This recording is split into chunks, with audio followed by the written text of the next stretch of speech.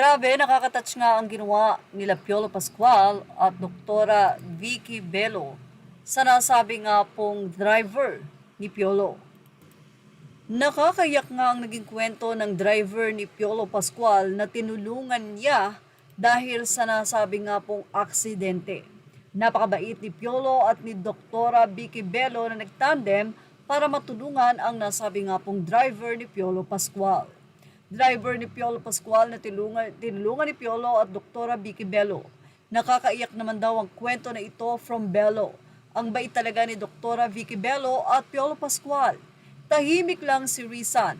Laging nasa likod hanggang sa isang aksidente ang nag-iwan ng marka. Hindi lang sa balat kundi sa buhay niya. Rizan has been Piolo Pascual's trusted driver for years. Loyal, hardworking, always behind the scenes.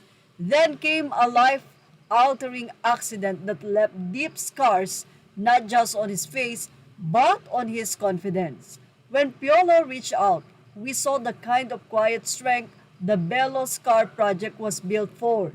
With scar revision surgery, advanced lasers, and expert care, Rizan's transformation became more than skin deep.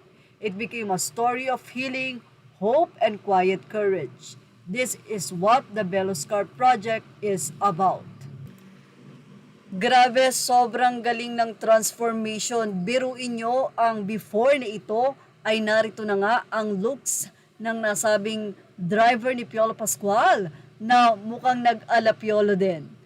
At marami nga ang pumuri sa tandem nila Doktora Vicky Bello at Piolo Pascual sa napakagandang regalo at tulong na ginawang ito sa driver ni Piolo. Tunay nga na napakamapagmahal ng isang Papa P. Nito lamang din ay ibinahagi naman ng PA o long-time PA ni Piolo Pascual na si Moy Bien na nagdiwang ng kanyang 14th birthday ang nasabi nga pong mga bisita na bigatin at mapagmahal niyang mga bisita. Siyempre, isa na dyan ang kanyang napakabait na bossing na si Piolo Pascual na kung saan ay talaga namang simulat sa poll ay nakasuporta ang pagmamahal sa kanya.